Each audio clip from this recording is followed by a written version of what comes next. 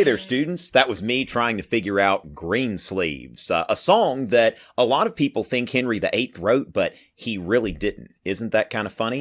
But anyway, it's often associated with Henry VIII. A lot of people believe that he wrote it for his second wife, Anne Boleyn, but it was actually in some sort of Italian style that wasn't in England at the time. So with that, let's go ahead and talk about the 6 wives of Henry VIII, and a special shout out to my friend Summer in England, who has been supporting my work a long time, studying history at university, preparing to be a history teacher. Hopefully you enjoy this. And so let's go in, start at the very beginning with wife number 1, Katherine of Aragon, who was a princess of Spain and an advantageous match for Henry, who was, of course, the second son of Henry VII. Katherine, the princess of Spain, was initially engaged to Henry's brother, Arthur, but then Arthur died and Henry ended up marrying her, which this was actually a pretty good deal for Henry because it was written by Sir St. Thomas More that in Catherine's prime, nobody could match her beauty. So not only did Henry have an advantageous alliance, but also had a beautiful wife for a time. But there were problems with the marriage, and the most important problem is that all Katherine was popping out were stillborn children and a girl. What Henry's got to worry about is how does he continue a dynasty? England at this time had never had a queen. In the Middle Ages, there was one queen that ruled very briefly, but there was a lot of civil strife along with that. So Henry couldn't look back at a precedent and say that, okay, well, you know, this person can be queen or something like that. For Henry, this was a serious problem. Remember that England was really not too far off from the Wars of the Roses. And so Henry's looking at a failed dynasty, possibly another civil war, and so Henry starts exploring his options. As a good Catholic, he tried to get an annulment, which of course the Catholic Church still today does not recognize divorces, but you can in some cases get an annulment. Basically, this never happened. And Henry sought the annulment on the basis of affinity, because canon law did not allow a man to marry his deceased brother's wife. And so Henry had gotten a special exception, and he's thinking, well, a lot of good that did me, because all I've got to show for this is a daughter. Now, of course, Henry did not have the benefit of modern science. He didn't know that, hey, buddy, this is your fault. You actually determine the sex of the child. He didn't know that. As far as he knew, it was her fault. He needs another wife. And the Pope, who was influenced by Catherine's very powerful family, said, no, Henry, you cannot have an annulment. I'm not going to allow this to happen. And this is where Henry, who had previously written against Martin Luther and criticized the Reformation, Henry says, you know what? You can't stop me from divorcing my wife, and that is exactly what he did. And Henry split from the Church of England. If you want to know more about that, check out my video on the English Reformation. So Katherine of Aragon was divorced for wife number 2, Anne Boleyn. Anne Boleyn was the mother of future Queen Elizabeth I, one of the greatest queens in the history of England. But then again, how was Henry supposed to know that? What Henry wanted and thought he needed was a son. Now, Henry and Anne Boleyn famously wore yellow the day that Katherine finally died, and this kind of, in some ways, legitimized Henry's second marriage. As long as Katherine was alive, then there was always this, you know, hey, this is Henry's actual wedded wife, lawfully wedded wife, and in the eyes of the church and all of that kind of stuff. Well, they wore yellow, which was a big deal in England because in England, yellow was the color of celebration. Now, the other side of that is that Katherine of Aragon was from Spain, and in Spain at the time, yellow was the color of mourning. So we don't really know what was meant by these color choices. Were Henry and Anne really that patently insensitive, or were they mourning Katherine? I'll leave that up to you. But Henry's happiness with Anne was kind of short-lived, okay? Because all Anne could show for her number of pregnancies was a girl, Elizabeth, not a boy. And so with that, Henry had to once again go back to the drawing board. And just like he had had the hots for Anne Boleyn when he was married to Katherine. Now he's got the hots for Jane Seymour. And so with this, Henry basically creates charges of adultery, charges and with high treason, adultery, and even incest, charges her with sleeping with her brother. And so 4 people are rounded up, and one of them was tortured and admitted to having an affair with Anne Boleyn, which, they did some pretty cruel tortures back then in the, late Middle Ages, early Renaissance. Let's not get carried away. This is the Renaissance, but there's still a lot of Middle Ages kind of stuff as far as torture. And then there were 3 who were noblemen, and as noblemen, they could not be tortured. The 3 noblemen maintained their innocence. I have yet to see a historian who really sees a lot of credibility in these charges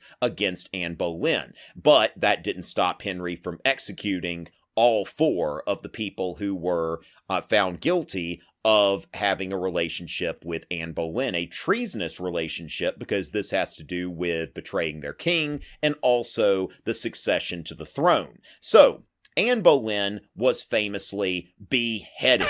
Now, here's the thing, though. Even though you could think, well, Henry's being really insensitive, he was actually a pretty sweet guy. Only the best for his wife. Most people, when they're executed, you would have a headsman that has an axe. Well, Henry was thinking, you know what?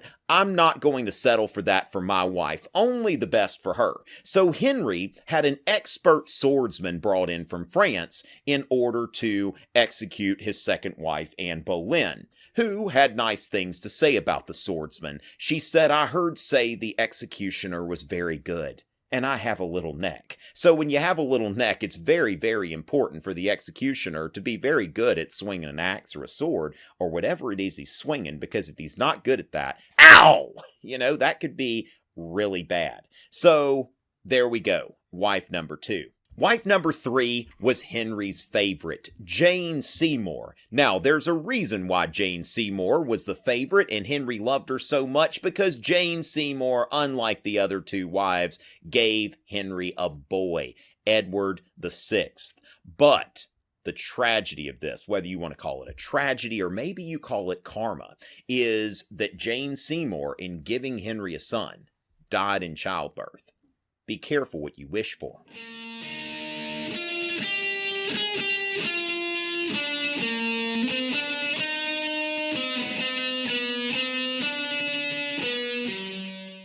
Henry wrote a poem for Jane Seymour when she died. "Here lieth a phoenix, by whose death another phoenix life gave breath. It is to be lamented much, the world at once ne'er knew two such." It's very difficult not to feel sorry for Henry, but at the same time, some of you may not share that opinion, and if so, I understand. Now, Henry wasn't wearing yellow when Jane Seymour died. In fact, Henry wore black for 3 months and did not remarry for 3 whole years after Jane's death. Unlike the other times, he didn't have one on deck already by the time he's letting one go. But he's finally persuaded that with the Reformation going on, you're going to need to marry for, just alliance purposes and stuff like that, a marriage of convenience, so to speak. So wife number 4 was Anne of Cleves, a German princess.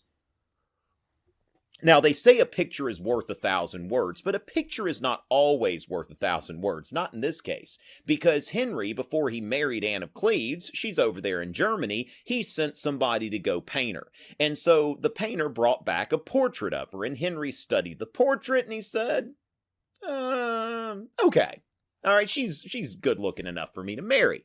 And then Anne of Cleves gets off the boat, and Henry looks at her.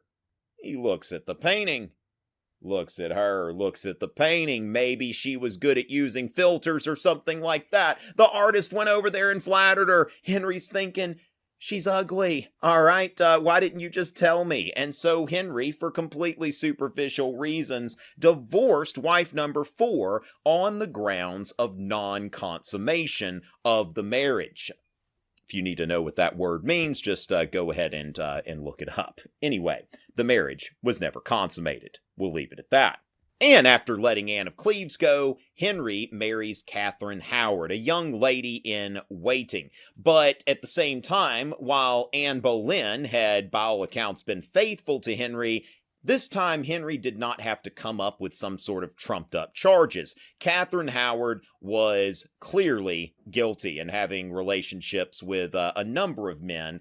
So Katheryn Howard was beheaded, and this time Henry didn't even get an expert swordsman. Just let the axeman go ahead and do this to her, because this one was guilty. One of her lovers was beheaded, the other one was not so lucky. Henry meant business this time, and this lover was hanged, drawn, and quartered. Strung up, then cut down, and then put down onto a table where his insides were taken out in front of him, and then cut up into 4 pieces while he was still alive before finally being allowed to die.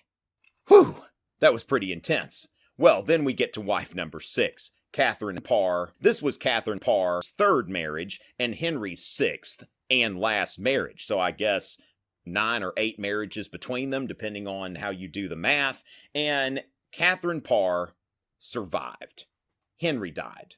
And, of course, we can't end this without the jingle. Divorced, beheaded, died, divorced, beheaded, survived. Now we go backwards. That would be kind of cool if you could do it backwards, right? But let's do it one more time. And y'all can say it with me, right? All right, let's go.